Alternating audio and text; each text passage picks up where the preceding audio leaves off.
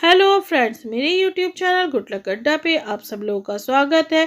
आज मैं आप सब लोगों के लिए कॉन्ट्रैक्ट एक्ट पर ऑब्जेक्टिव टाइप क्वेश्चंस लेकर आई हूँ। ये ऐसे प्रश्न हैं जो कि हर स्टेट की परीक्षा में लगातार पूछे जाते रहे हैं।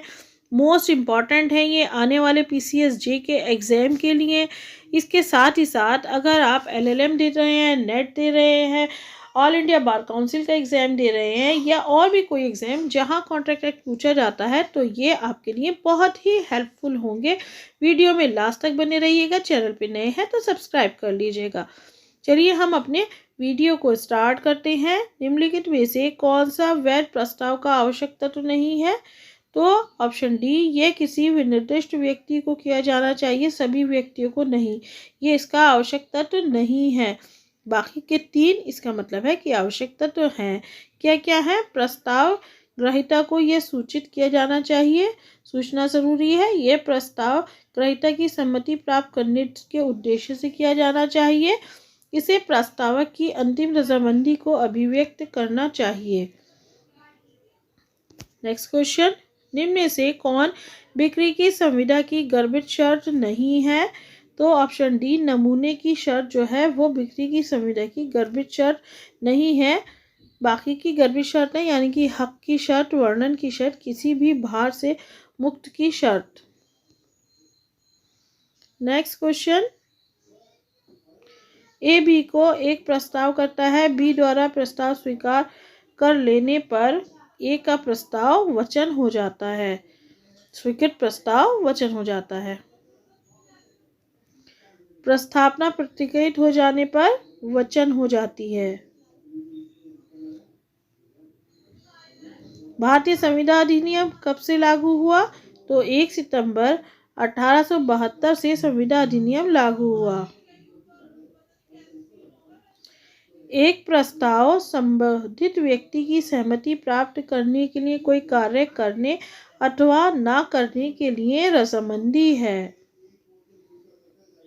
प्रस्ताव की परिभाषा संविदा अधिनियम की किस धारा में है? तो ये 2A में है।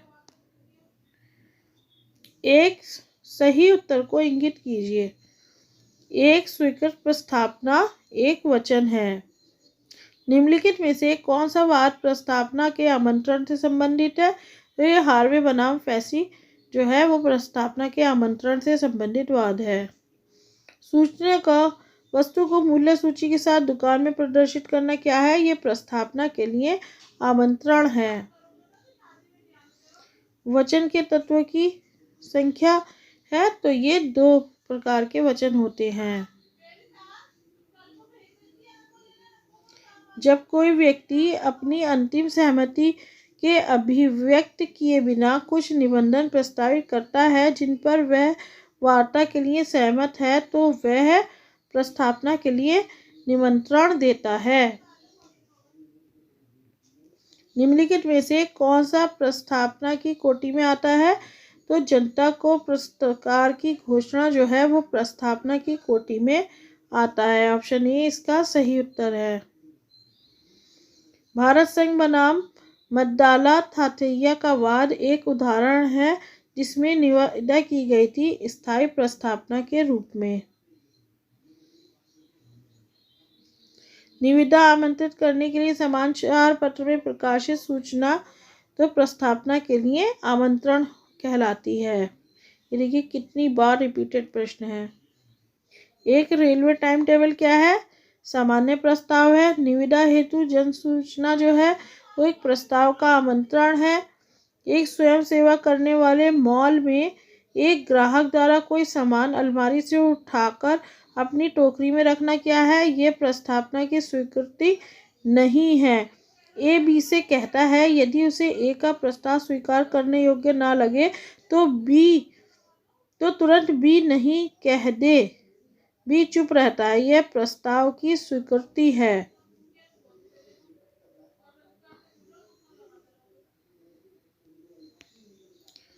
प्रति प्रस्ताव है तो प्रस्ताव की अस्वीकृति जो है वो प्रति प्रस्ताव है।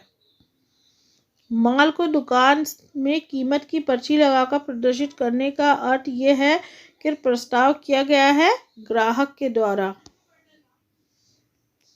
एक सामान्य प्रस्ताव ऐसा प्रस्ताव है जो सामान्य जन को किया जाता है एवं किसी के भी द्वारा स्वीकार किया जा सकता है। हार्वे बनाम फेसी का वाद प्रस्ताव के लिए आमंत्रण से संबंधित है, जबकि अन्य वाद हाइड बनाम रेंच का वाद प्रति प्रस्ताव से संबंधित है। कार्लिल बनाम कार्बोलिक स्मोक बॉल कंपनी का वाद सामान्य प्रस्ताव से संबंधित है। भगवान दास बनाम गिरधारी लाल का वाद प्रतिग्रहण से संबंधित है। ये सारे ही कॉन्ट्रैक्ट एक्ट के लीडिंग केसेस हैं।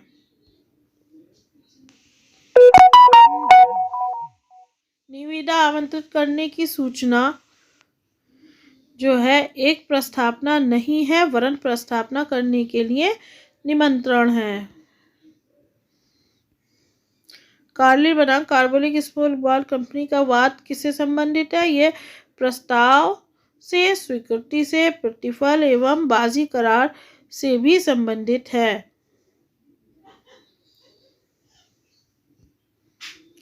सामान्य प्रस्ताव पर प्रसिद्ध वाद है तो कार्लिल बनाम कार्बोलिक स्मोक बॉल कंपनी का वाद जो है सामान्य प्रस्ताव से संबंधित है। टेंडर है तो टेंडर जो है प्रस्ताव के लिए आमंत्रण है। भारतीय संविधान अधिनियम की कौन सी धारा न्यागमन प्रतिफल को परिभाषित करती है? तो ऑप्शन 2D जो है वो प्रतिफल को परिभाषित करती है। प्रतिफल की आवश्यक विशेषता ये है कि यह वचनदाता की इच्छा या अनुरोध पर ही दिया गया हो। फ्रेंड्स, मेरी आपसे फिर से रिक्वेस्ट है, अगर आप मेरे चैनल गुटलक अड्डा पे नए हैं तो प्लीज़ इसको सब्सक्राइब कर दें।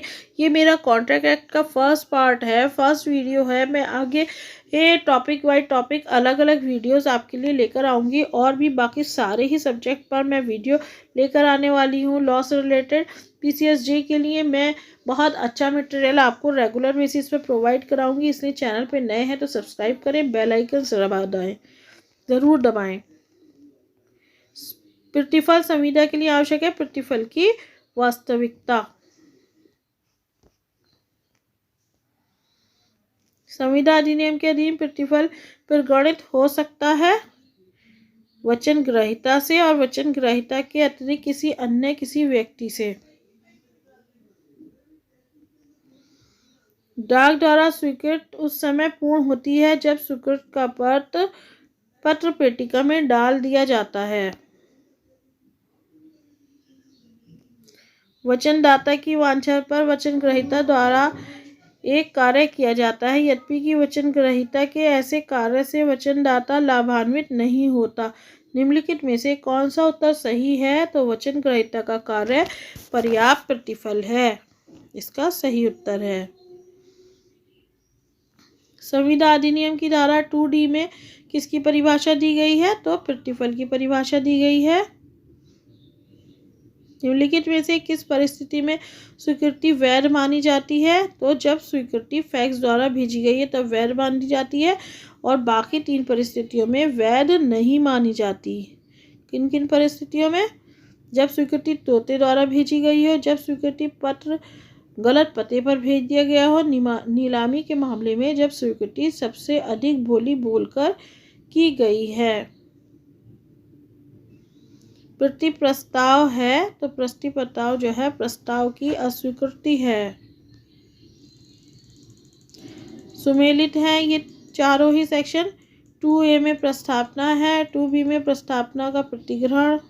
निम्नलिखित में से कौन सा सही है? तो प्रतिफल पूर्व, वर्तमान या भविष्य का हो सकता है।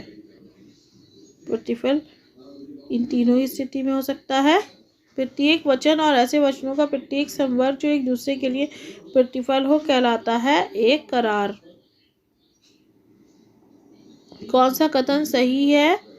कार्य, प्रवृत्ति या वचन में से कोई भी प्रतिफल हो सकता है। ऑप्शन डी इसका सही उत्तर है। वे वचन जो एक दूसरे के लिए प्रतिफल या प्रतिफल का भाग हो कहलाते हैं तो वह व्यतिकारी वचन कहलाते हैं। ऑप्शन बी इसका सही उत्तर है। एक संविदा विधि द्वारा प्रवर्तनीय एक करार है। विधि द्वारा परिवर्तनीय करार संविदा होती है, ये बात सत्य है। निम्नलिखित में से कौन सा एक करार का आवश्यकता तो नहीं है? तो लोक नीति करार का आवश्यकता तो नहीं है। बाकी प्रस्थापना, प्रतिफल और प्रतिग्रहण या स्वीकृति जो है वो आवश्यकता तो है करार के। एक करार संविदा बन जाता है जब यह विधि द्वारा परिवर्तनीय हो। प्रत्येक वचन और ऐसे वचनों का प्रत्येक संवर्ग जो एक दूसरे के लिए प्रतिफल हो करार कहलाता है। ऐसा करार जो विधि द्वारा लागू न हो कहा जाता है शून्य करार। जबकि वचनदाता की वांछा पर वचन ग्रहीता या कोई अन्य व्यक्ति कुछ कर चुका है, करता है या करने से विरत रहता है, तब ऐसे कार्य, प्रवृत्ति या वचन क्या कहलाते हैं? ये प्रतिफल कहलाते हैं। भारतीय विधि के अंतर्गत प्रतिफल जो है वचनदाता की इच्छा पर कुछ करना अथवा करने से विरत रहना है। भारतीय संविदा विधि के अनुसार निम्नलिखित में से किस एक को वचन ग्रहीता कहते हैं? तो एक व्यक्ति जो प्रस्ताव स्वीकार करता है उसे वचन ग्रहीता कहा जाता है। फ्रेंड्स, ये सारे ही क्वेश्चन मोस्ट रिपीटेड क्वेश्चन है, इसलिए इस वीडियो में लास्ट तक बने रहिएगा। और चैनल को अगर अभी तक सब्सक्राइब नहीं किया है तो सब्सक्राइब ज़रूर कर लीजिएगा, बेल आइकन दबा दीजिएगा। मेरे चैनल पे आपको और भी अच्छे अच्छे वीडियोस मिल जाएंगे और मैं आगे भी अच्छी वीडियोस लाने वाली हूँ। कौन सा कथन सत्य है? तो अवैध करार हमेशा शून्य है, ये बात सही है। संविदा बनने के लिए करार में उत्पन्न होना चाहिए विधिक आभार उत्पन्न होना चाहिए। संविदा क्या है? विधि द्वारा परिवर्तनीय करार है। एक संविदा तथा सामाजिक करार के बीच अंतर होता है विधिक संबंध स्थापित करने के आशय का। लालमन शुक्ला बनाम गौरीदत्त के वाद में निर्णित किया गया कि प्रस्ताव का संवहन आवश्यक है। वचन के परिवर्तनीय होने के लिए किन किन बातों का होना आवश्यक है? उपयुक्त सभी का होना आवश्यक है, यानी कि प्रस्ताव, स्वीकृति और प्रतिफल, इन तीनों का ही होना जरूरी है। शून्यकरणीय संविदा ऐसी संविदा है जो उसके पक्षकारों में से एक के विकल्प पर परिवर्तनीय है। एक सामाजिक करार और वैध संविदा के बीच अंतर स्पष्ट करने वाला तत्व क्या है? विधिक संबंध सृजित करने का आशय। ऑप्शन सी इसका सही उत्तर है। विधि द्वारा परिवर्तनीय करार संविदा है।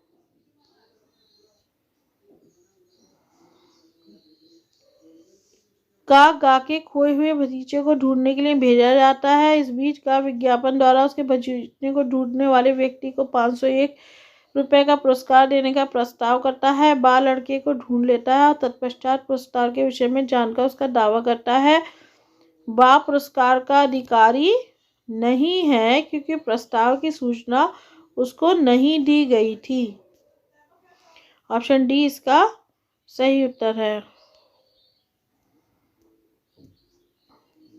एक करार जो उसके पक्षकार में से एक या अधिक के विकल्प पर तो विधि द्वारा परिवर्तनीय है, किन्तु अन्य पक्षकार या पक्षकारों के विकल्प पर नहीं, वो है एक शून्यकरणीय संविदा। एक शून्यकरणीय संविदा वे है जिसका परिवर्तन ग्रसित पक्षकार की इच्छा पर निर्भर है। विधिमान्य संविदा की प्रकृति के संबंध में निम्नलिखित में से कौन सा एक कथन सही है? जो करार विधिता परिवर्तनीय है वो संविदा है। उम्मीद है फ्रेंड्स आपको मेरा ये वीडियो अच्छा लगा होगा। अच्छा लगा हो तो प्लीज़ इसको लाइक करें, शेयर करें, कमेंट करें और मेरे चैनल को सब्सक्राइब नहीं किया है तो इसको सब्सक्राइब कर लें, बेल आइकन दबा दें। Okay, bye bye friends.